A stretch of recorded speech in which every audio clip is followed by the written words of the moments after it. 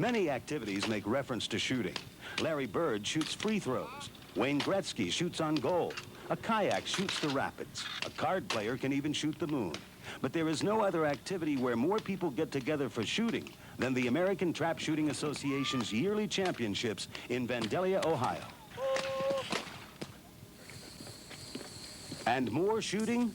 Some of the world's best marble shooters come from the area surrounding Moss, Tennessee. This is the site for the Rolley Hole Marble Tournament, and these are great American events. Charlene Hawks and Jerry McInnes are your hosts as ESPN presents Great American Events. This program is brought to you by Remington, makers of fine sporting firearms, ammunition, clothing, and accessories. And by Ranger Boats. At Ranger, we still build them one boat at a time.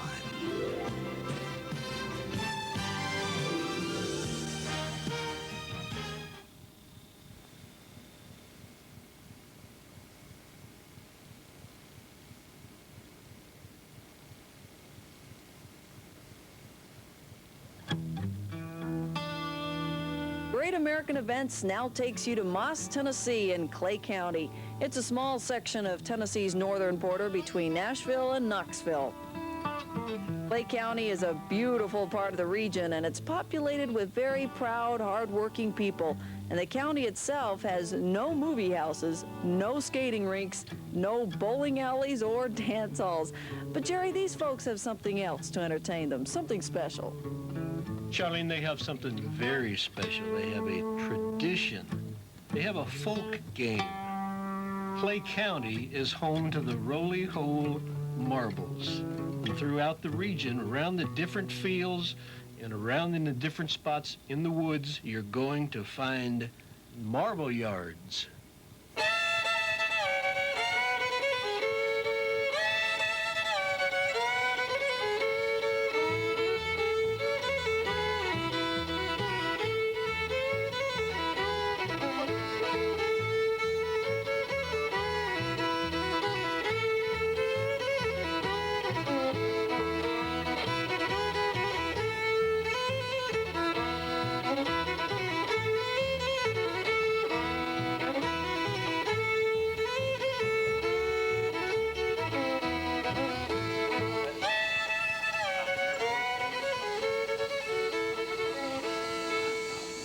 Well, I tell you what, these little things, they stretch you.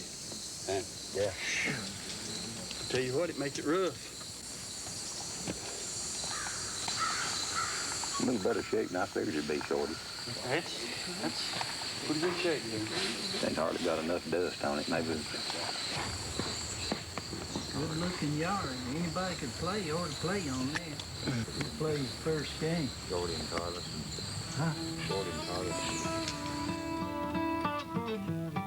Let me explain the basics to the marble yard. It's 25 foot wide, it's about 40 foot long, and it has 3 holes in it. These holes are 10 foot apart, and they're precisely the same size as the marble.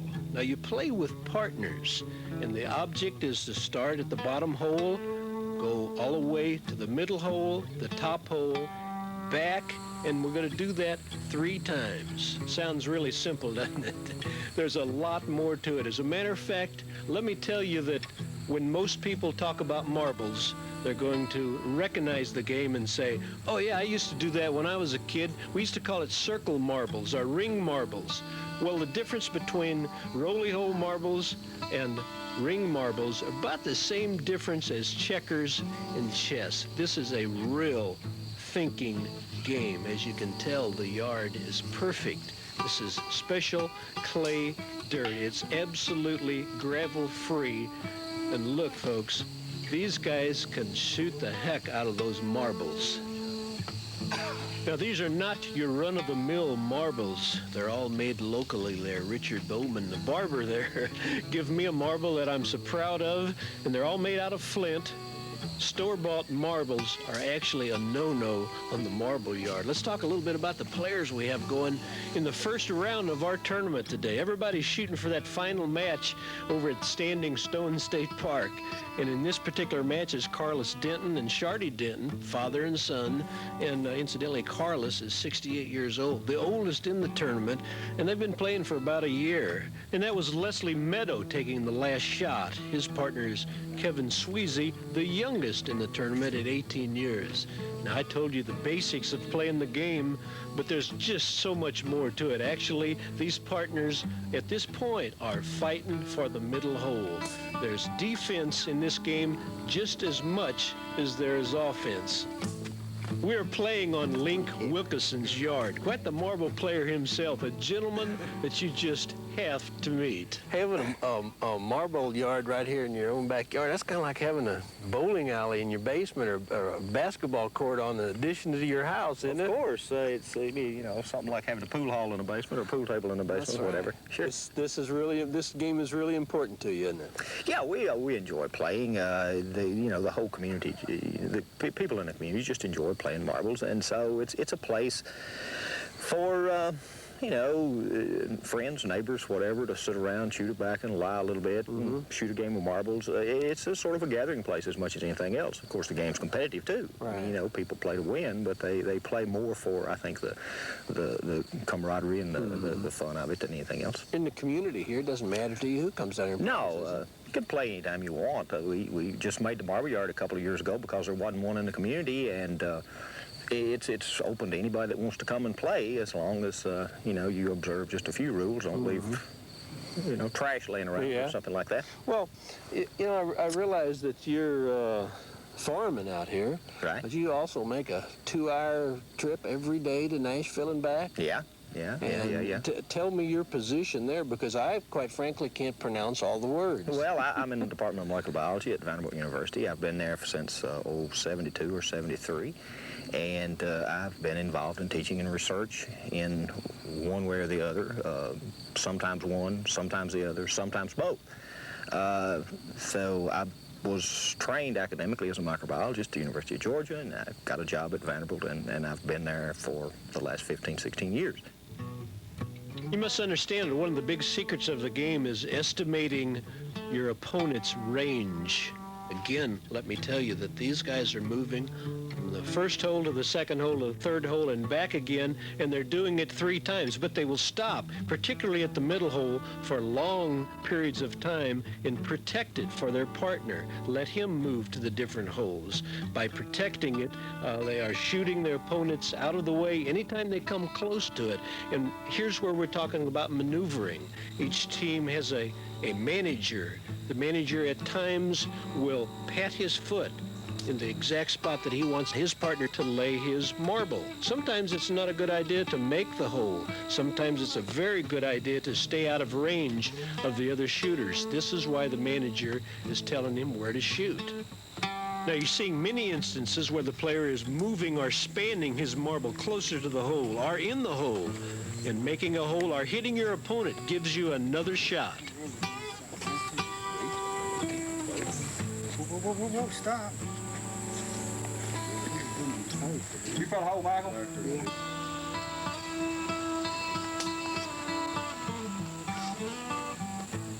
Good try.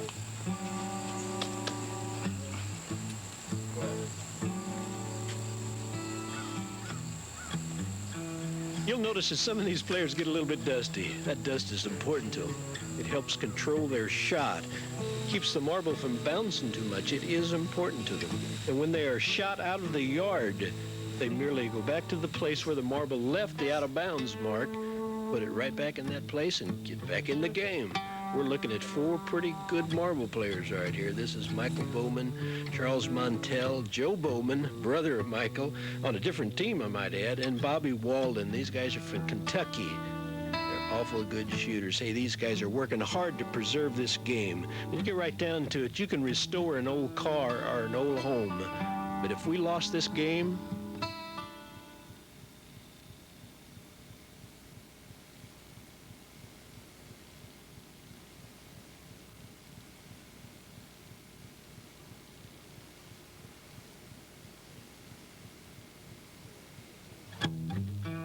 Well, you've seen this ESPN banner around at many sporting events, the Indy 500, the North Carolina State basketball game, but this is the first marble tournament with an ESPN banner. But let me tell you, these folks are very proud of their game. They're also very proud of Bud Garrett, proud enough that they dedicated this marble yard to the old-time marble maker just this last year. We're at Standing Stone State Park in Livingston, Tennessee.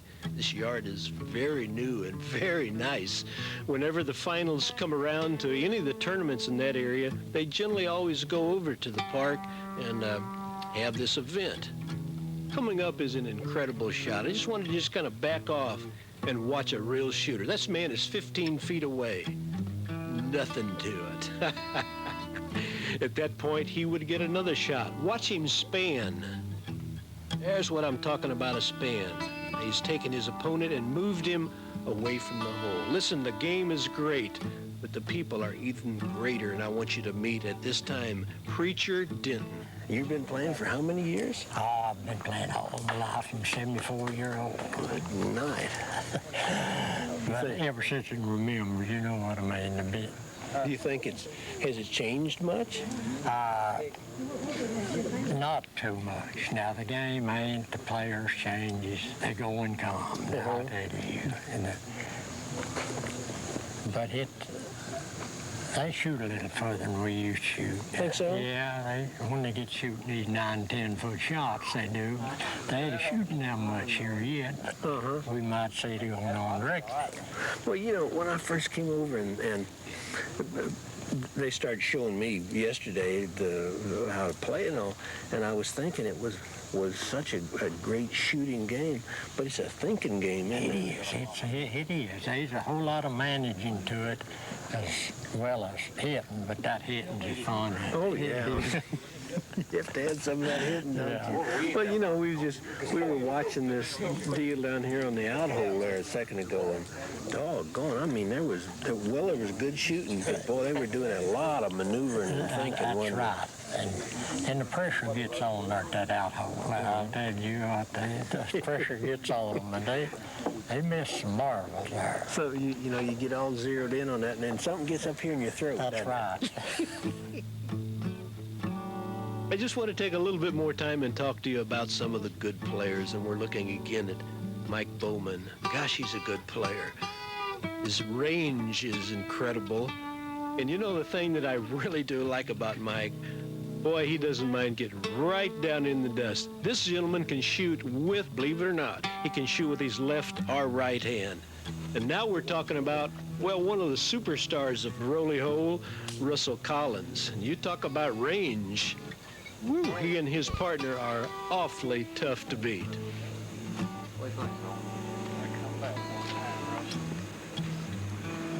I'll tell you another real good player, Travis Cherry.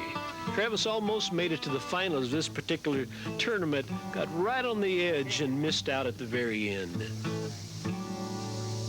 And I want to now talk to you about Russell Collins' partner, Doyle Roten. Doyle will be in the finals. He is a marble shooting son of a gun.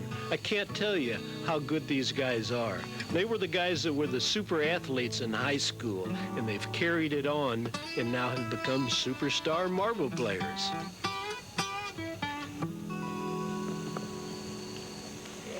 When I was trying this yesterday, I think I get the marble too far back here in my head. I was noticing those other guys, they kind of got it right up. That's right. You catch it on this thing.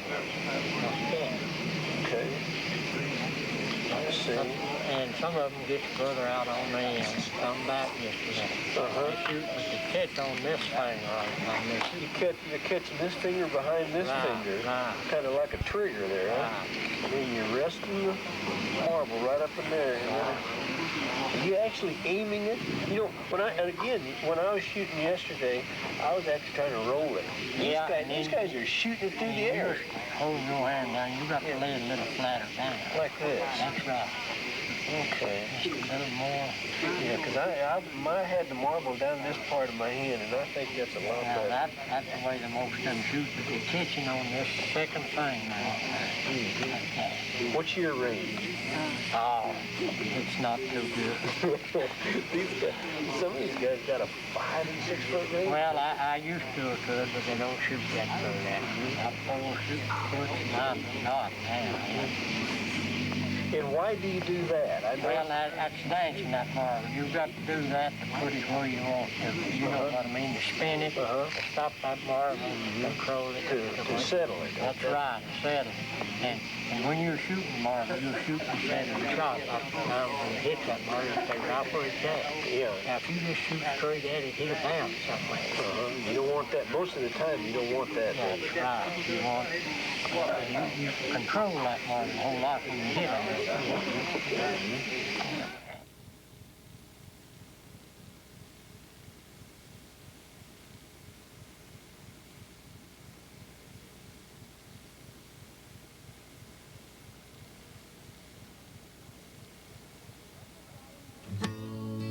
Russell Collins and Doyle Roten are about to square off with Ralph Roberts and Wayne Roten for the Rolley Hole Championship. And it's been said that Bobby Fulcher, a Tennessee State Park naturalist, has done much to preserve the game of marbles. So we thought it appropriate that he help Jerry narrate these finals. Bobby, it's a real pleasure to have someone here that is so knowledgeable about the game of marbles.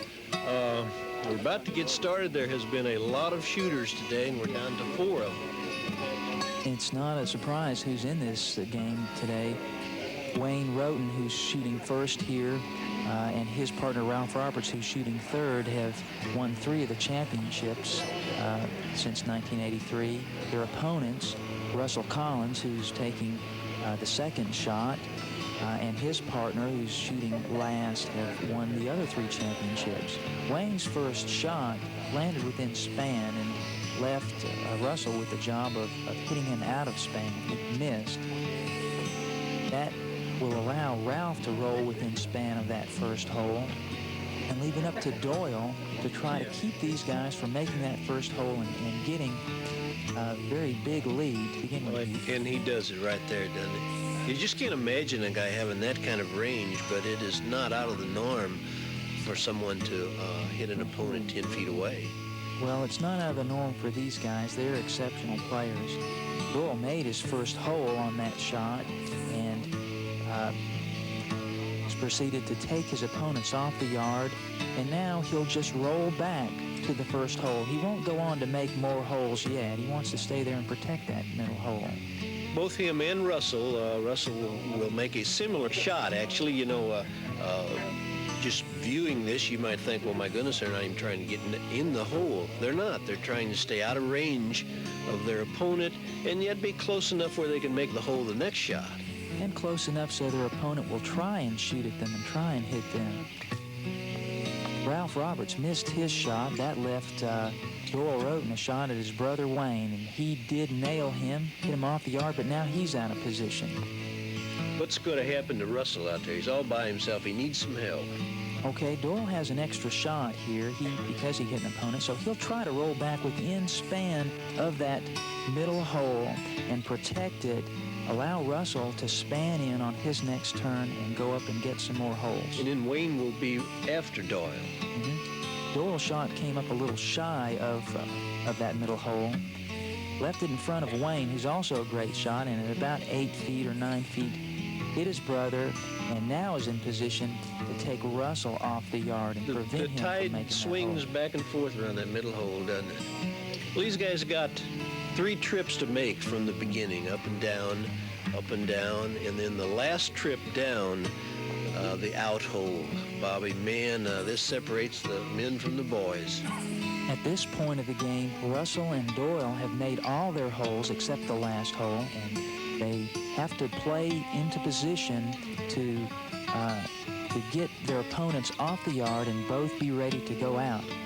Russell has just hit Wayne Roten out of the bottom hole, who's there protecting it, and now he's got one more shot. He'll try to throw his marble within span of that bottom hole, and then get his partner within span. But he makes a very bad mistake. he rolled out of the hole, and he is out of the game now. His partner is out of position, not ready to go out. So this leaves Ralph in good position to keep Doyle off the yard. He just hit Doyle, knocked him a few inches away, and with his next shot, hits Doyle way up the yard. Now both Wayne and Ralph are by the bottom hole. They are in charge now of that thing, and all they have to do is keep Doyle off the yard, and they can make up all the holes that they need to get back in this game. Yeah, you must remember, Russell is out. He has finished the course, and he can no longer stay around the out hole and help his partner. I know that he's sick about it. That was the most of motion I seen him use all day long right there, Bobby. There's a bad mistake, and it's allowed Ralph now to try to make up some of his holes. With that roll, he won't get a hole. He came up too short. He was going all the way to the top hole right there. He needed to make the top hole. He's had to come back down now with that poor roll and help protect this bottom hole. But they have got Doyle well off the yard at this point. Boy, Doyle really shows what a marble shooter is all about right here. He's all by himself again. All he has to do is make a hole and the game is over. But he's hanging in there. Wayne has gone up to the middle hole to try to make up some of his holes, and he does span in to make his middle hole. Now, instead of going on up to the upper hole, he's coming back to help again. It's too dangerous to leave Doyle down here with only that bottom hole to make.